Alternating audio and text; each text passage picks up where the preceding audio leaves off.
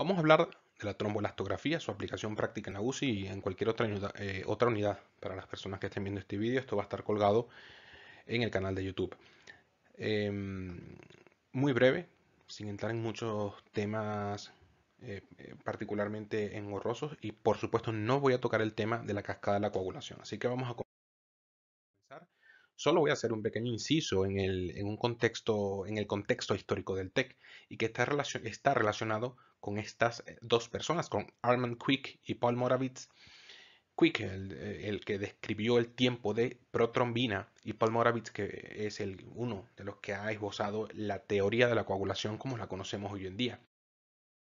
La historia de Crick fue muy curiosa porque en el año 35 él describió el tiempo de protrombina, pero no es hasta el año en el 35, sino no es hasta el año 1945, ya finalizaba la Segunda Guerra Mundial, cuando Crick recibe la medalla de oro de la AMA por su descubrimiento. En el 48 se descubre o se describe la tromboelastografía en Alemania, y ya en el 60 TEM y Hemocopus ya empezaban a sacar Rotem y TEC, que eran dos de sus principales, son las dos principales mediciones que existen hoy en día, los dos principales aparatos. Y tienen una diferencia semántica porque tromboelastografía y metría, aunque al final los resultados vienen a indicar lo mismo, tienen cierta acepción mecánica o visual a nivel operativo de los aparatos que les da la diferencia.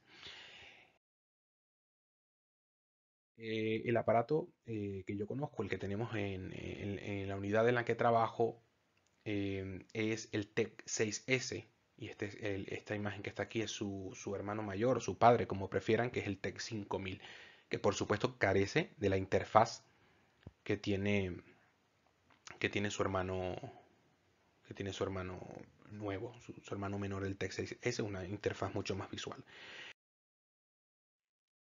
Para explicar cómo funciona, voy a hacer una analogía que he leído, me ha gustado muchísimo. Creo que es muy visual, y es la comparación con una salsa bechamel o con cualquier otra salsa, me da igual.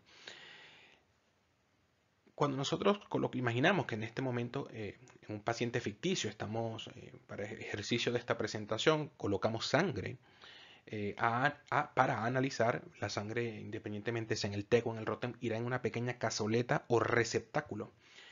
Sobre esa cazoleta o receptáculo, sea el TEC o el ROTEM, se introducirá un pequeño pin que girará en el caso del ROTEM, o quedará fijo y rotará la cazoleta o el recipiente en el caso del TEG a unas velocidades muy específicas, 4,75 grados cada 6 segundos. Si es el ROTEM, o 4,45, son valores que en realidad luego pueden buscarlo un poco por curiosidad, pero que no son prácticos para efectos de esta sesión. El principio básico es que en el momento en el que el pin se introduce en la sangre y ésta empieza a coagularse, por supuesto, el giro se dificultará, pues la sangre se va a adherir, al comenzarse la coagulación, al pin y a la cazoleta. Mientras ese movimiento del pin y la cazoleta sea más difícil o se vaya dificultando cada vez más, el aparato a nivel electrónico determinará o entenderá que el coágulo cada vez se está formando más fuerte, y finalmente llegará un punto en el que la resistencia empiece a disminuir nuevamente, cuando el coágulo llegue a su máximo, al culmen de su vida, y empiece a alisarse. Es básicamente la idea general. Un pin, cazoleta, empieza a moverse y nota que va haciendo más resistencia, que luego pierde, y finalmente esa cazoleta se empieza a mover con toda la facilidad, y el aparato dice, vale, inicia la coagulación, se ha hecho muy fuerte, se está haciendo suave, y lo grafica. El gráfico nos permitirá hacer un viaje a través de todas estas etapas, desde la hemostasia primaria, pasando por la fase líquida y la gel del coágulo, finalmente, hasta que finalmente se lisa. Y esos resultados, esa interpretación que hace el aparato, lo hace a través de la siguiente forma. Primero, esto en realidad es una representación, un diagrama un poco académico del ciclo de vida del coágulo, de cómo la amplitud del coágulo empieza a formarse hasta que se lisa. La representación más arcaica, y por supuesto, como estamos hablando de mediciones, el TEG y el ROTEM nos permitirán determinar o visualizar los resultados de forma numérica. Entonces, Para ejercicios de esta sesión, abajo a la derecha voy a mantenerme mostrando a la par que vamos haciendo, vamos viendo los resultados en vivo de un TEG. Aquí abajo a la derecha voy a ir mostrando los resultados numéricos para ir interpretándolo. Entonces comenzamos. Un paciente ficticio, tomamos su sangre, colocamos la sangre en el medidor, en el TEG, y vamos a ir viendo cómo se interpretan los resultados. Lo primero que nos va a aparecer es una línea recta, horizontal, que viene a representar el tiempo R o tiempo de reacción, react time o reaction time, y que el aparato mide y considera esa línea desde que empieza a funcionar hasta que el coágulo mide 2 milímetros, hasta que él considera a través de los giros, mediciones y resistencias que el aparato mide 2 milímetros. Y esta parte se correlaciona con los tiempos de coagulación, con los factores de coagulación, heparinas y demás. En lo que el coágulo empieza a formarse, el aparato notará cierta resistencia y esa resistencia generará una especie de ángulo, una línea empinada, que formará un ángulo con relación a su eje central y que se llama K. Tiempo K lo tenemos aquí y lo tenemos aquí. K de kinetics o movimiento. ¿Y qué es la K? La K se define como el tiempo que transcurre desde que el coágulo ya mide 2 milímetros, que era la primera fase, hasta que el coágulo mide 20 milímetros de amplio.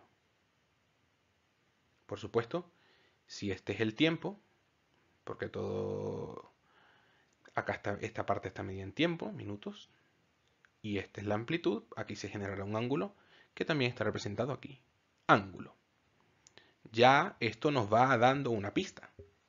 Mientras más pequeño sea el ángulo y mientras más estrecho sea la amplitud, probablemente en este caso nos esté faltando plaquetas, a lo mejor nos falta fibrinógeno, lo vamos a ir descubriendo a la medida que sigamos avanzando, porque ahora, por supuesto, en lo que el coágulo se forma, llega a un tope, no es un coágulo infinito, y ese momento, cuando ya el coágulo crece en su máxima amplitud, precisamente recibe el nombre de maximum amplitude o máxima amplitud, y el aparato lo determina. Esa máxima amplitud viene luego también determinada aquí, a nivel numérico, y lo va a ir representando. Cuando alcanza su máxima amplitud, el aparato da una marca temporal y dice, vale, aquí lo he logrado. Una máxima amplitud en milímetros. Y en ese momento empieza un cronómetro, una cuenta atrás de 30 minutos. Pasan 1, 2, 3, 10, 15, 20, 30 minutos. Y a los 30 minutos desde esta máxima amplitud, él mide otro factor u otro parámetro u otro valor, como prefieran, que se llama lisis 30. La lisis 30 es la cantidad de coágulo que se ha lisado desde que él determinó que era la máxima amplitud. Y finalmente el coágulo se lisa y desaparece por completo. Repaso rápido. Meto la sangre en el TEG, inicia el aparato su prueba, pasan unos minutos y de pronto él dice, ah, ya el coágulo mide 2 milímetros. A esto lo llamaré R. R, o tiempo de reacción. Luego, reaction time. El coágulo empieza a crecer, empieza a formarse, empieza a madurar. Y desde que mide esos 2 milímetros que había alcanzado hasta que llega a 20 milímetros, pues el aparato dice, vale, esto lo llamaré K. Tiempo desde que tarda en formarse de 2 a 20 milímetros, o kinetics. Y eso, a su vez, generará un ángulo que le daré ciertos grados. Finalmente lo dejaré crecer hasta que yo considere que es su máxima amplitud. Nuevamente, máxima amplitud. Y ahí pongo un cronómetro de 30 minutos y a los 30 minutos mido cuánto coágulo se ha alisado en relación con el momento de la máxima amplitud hasta que desaparece. Muy bien. Vamos uno por uno. Aspectos prácticos. ¿Qué implican y qué vamos a colocar si el paciente tiene estos valores alterados? El tiempo R, Habíamos dicho desde 0 a 2 milímetros, depende de los factores de la coagulación y la presencia de anticoagulantes. Ya esto nos va a dar ya esto nos va dando una pista si estamos en una UCI y estamos trabajando con ECMO, hemofiltros. Esto a lo mejor puede indicarnos, o un postoperatorio de cirugía cardíaca, esto nos puede indicar qué tan anticoagulado este paciente por efectos de los anticoagulantes. Por supuesto, esto hay que revertir la anticoagulación o poner factores de la coagulación en función de lo que nosotros veamos. ¿Correcto? Y luego vamos a ver qué pasa con esto de la heparinasa. Dije que no iba a hablar de factor de cascada de la coagulación, solo estoy colocando aquí para ubicarnos visualmente y esta es la línea que lo representa. Lo bueno del TEC 6S es que tiene aquí abajito en letras muy pequeñas, sí, en caracteres muy pequeños los valores normales. Cuando son patológicos se colorean de forma naranja, de color naranja. Entonces, R, factores de la coagulación. Luego pasamos a la K y el ángulo. Dijimos que era el tiempo que tardaba el coágulo de medir de 2 a 20 milímetros. Y esto aquí depende de muchos factores, como trominas, plaquetas y fibrinógenos, pero sobre todo del fibrinógeno. Ya nos va dando una pista de que si a lo mejor vemos un ángulo muy estrecho o una copa muy estrecha, porque esto nos recuerda formas de copas, probablemente este paciente necesite que apliquemos fibrinógeno. Una vez más, la K y el ángulo en el medio. A continuación, alcanzamos la máxima amplitud, como ya habíamos hablado, y este factor depende, entre otras cosas, de las plaquetas. Entonces, tanto de cantidad como de función.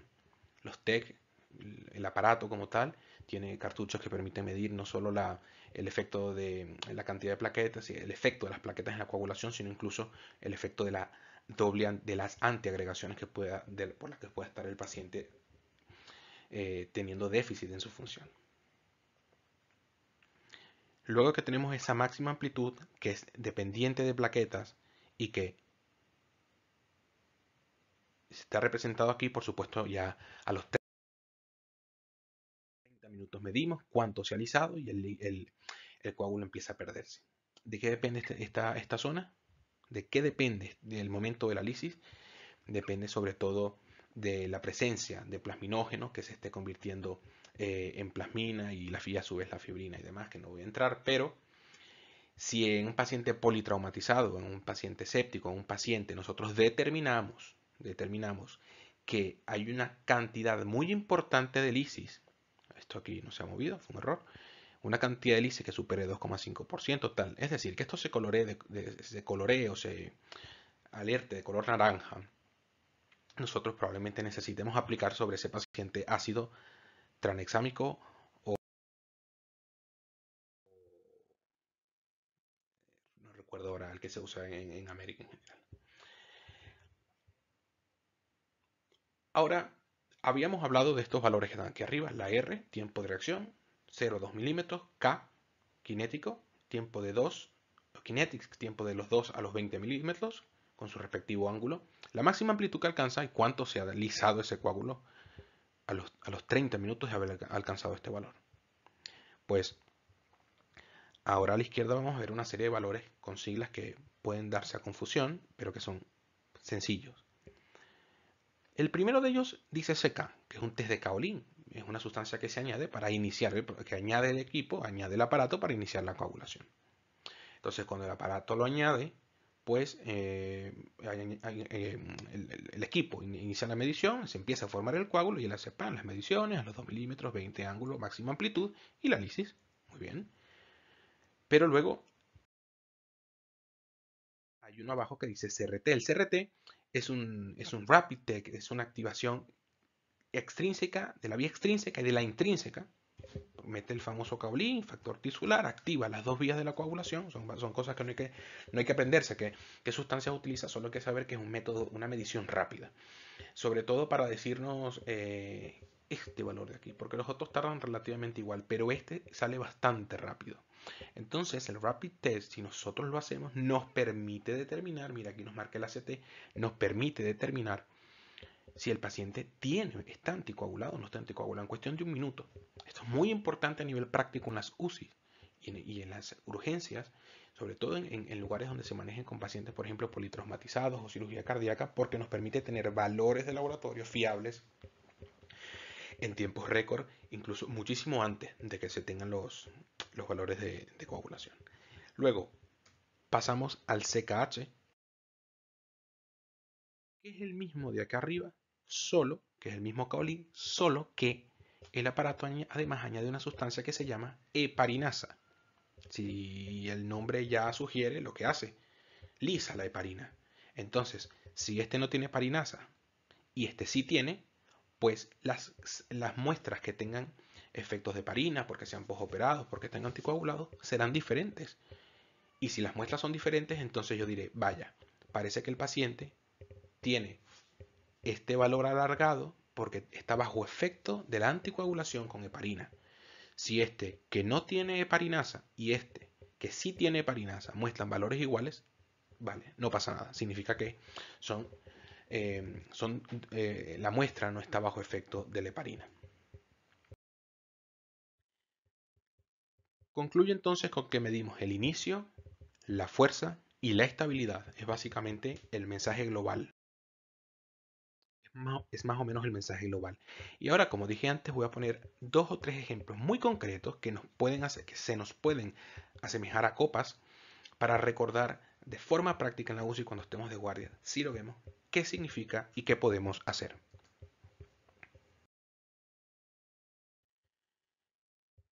Cuadro global, este cuadro, captura de pantalla. Ahora, oye, no coloqué abajo de dónde he sacado esta imagen. Esta es una imagen muy útil, muy visual, muy para guardar, porque da un mensaje muy global. Lo de arriba son una hemostasia global, pero copas delgadas, como copas de champán, estamos hablando de pacientes de perfil hemorrágico, que no hacen amplitud máxima, que les faltan plaquetas, que tienen R's largas, que están anticoagulados, pero copas con R's muy cortas, o sea, que inician una coagulación muy rápido, o amplitudes muy amplias, que tienen hiperfibrinogenemia o lo que sea, son pacientes que tienen hipercoagulabilidad.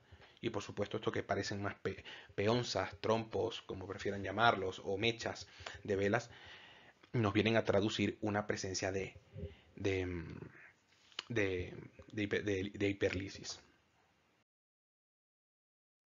El primer ejemplo corto que dejo es un paciente que está bajo efecto de la heparina o que tiene déficit de factores de la coagulación. Esto vendría a ser un paciente, por ejemplo, un postoperatorio de cirugía cardíaca que no se ha revertido. Dijimos que la R es lo que tarda el coágulo de formarse de 0 a 2 milímetros y que depende de los factores de la coagulación y la heparina. Ergo, si el paciente está bajo efecto de la heparina, tendrá una R muy larga, una base de una copa muy larga hasta que empiece a formarse y probablemente también tenga luego un ángulo muy bajo. Aquí vemos un ejemplo de un paciente con un INR de 2,6, R larga, ángulo bajo y que luego de colocarse protamina en el paciente, de administrarse protamina, se acortan las R y ya las copas empiezan a ser más anchas. Sencillo, copa ancha, bien, R larga, copa estrecha, falta factores de la coagulación, está bajo efecto de la heparina. Y si nos falta fibrinógeno, a lo mejor tiene una R normal, a lo mejor es una base de una copa normal.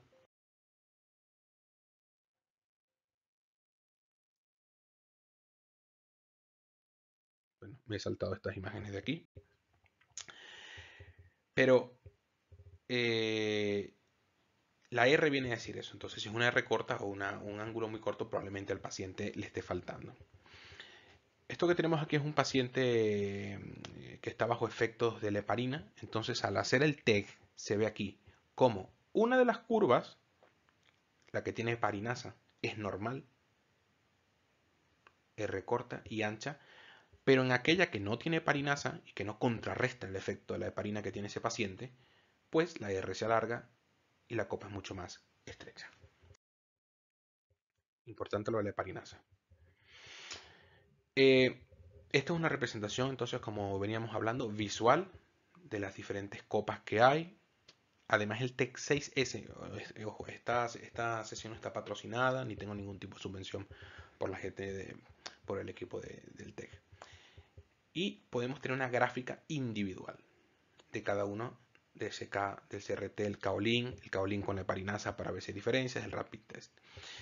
Y la representación numérica, que es mucho más sencilla, sino porque que es mucho más sencilla de ver. Número amarillo, esto está alargado, lo interpreto. Pero esto, de entrada, tiene una curva de aprendizaje y el que no está acostumbrado, por supuesto, le puede llevar un tiempo, como el que lee un electrocardiograma, como el que lee un electroencefalograma o un BIS, da igual. Entonces, conclusión práctica. Paciente llega, R larga, plasma fresco o revertir coagulación.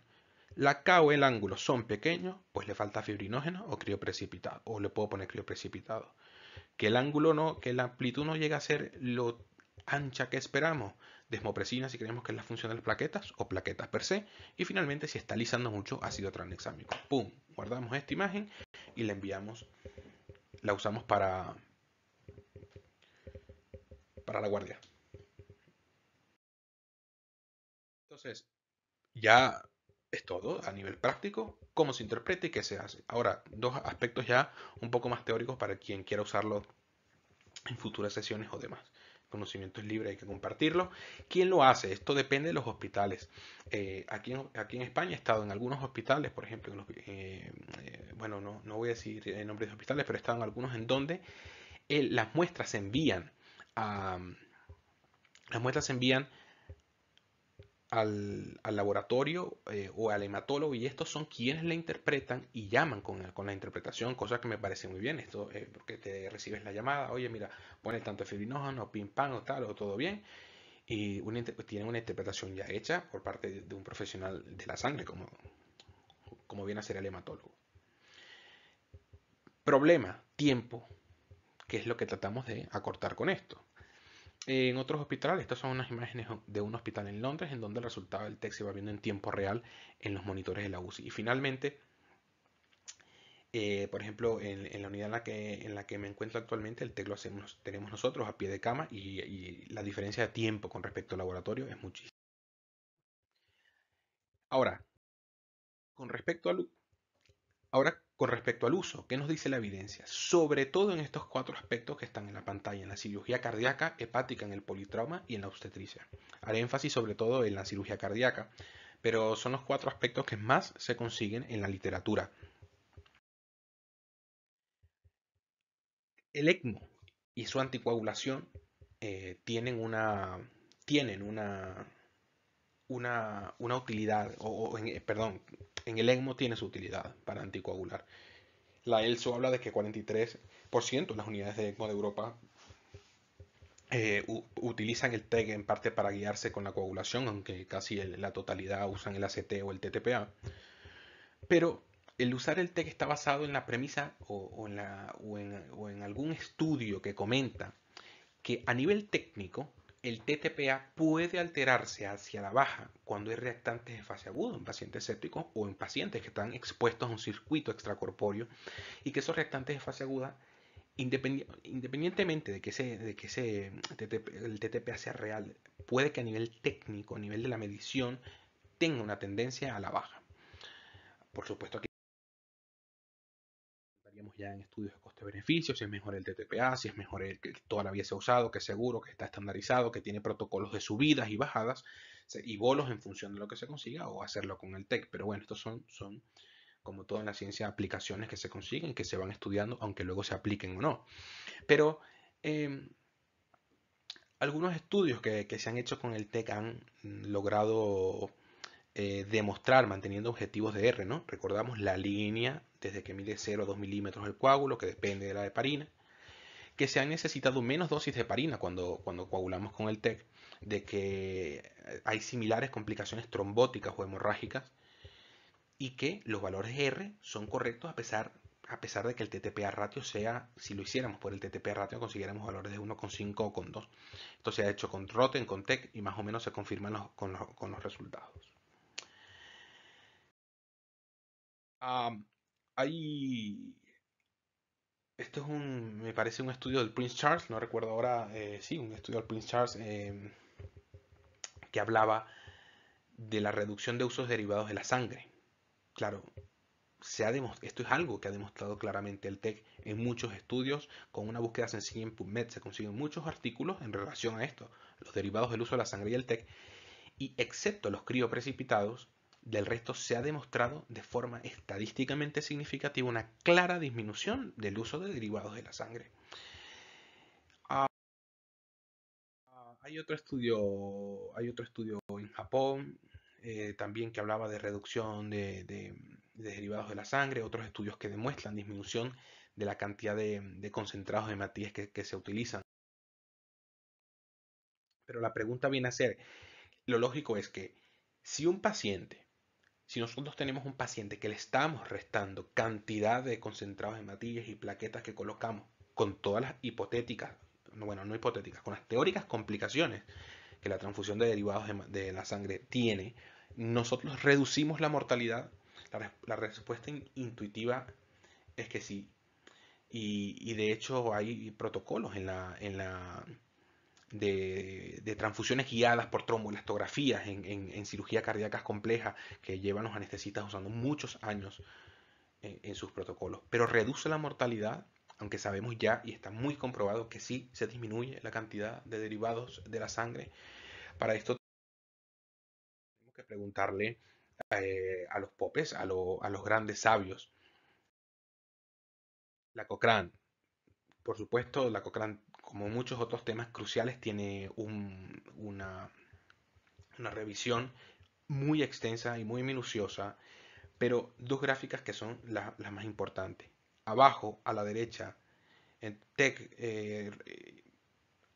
en concentrados hematíes sí, pero mortalidad no. No se ha demostrado en los diferentes estudios que disminuya la mortalidad el uso del TEC en el postoperatorio de cirugía cardíaca o en pacientes en los que se mide, aunque sí se disminuya la cantidad de concentrados derivados de la sangre. Esto en su momento, esto fue año 2000, en el año 2016 en el hospital, esto fue en Lyon, en Francia, usando el ROTE contra otros estudios más convencionales para disminuir la cantidad de glóbulos, para verificar si se disminuía la cantidad de concentrados hematíes transfundidos en pacientes de trasplantes hepáticos ortotópicos.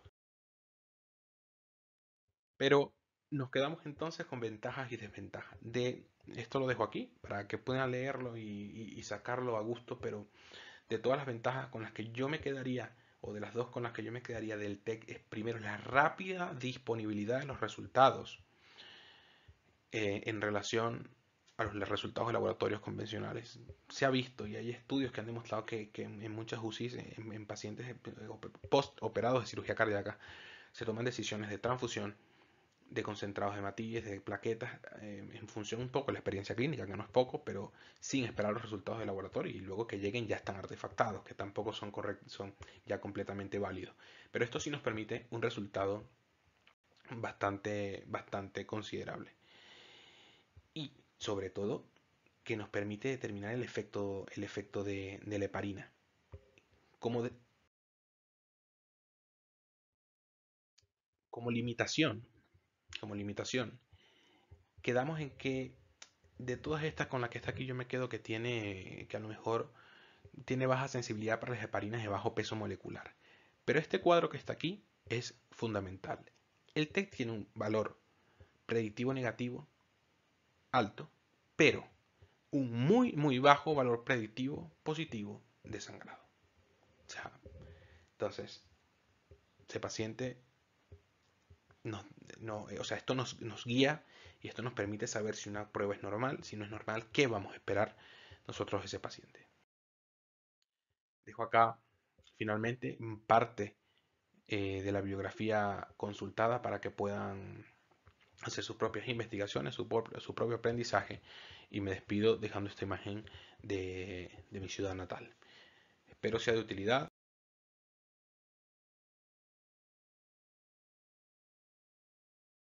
y les sirva para la guardia este video. Un abrazo.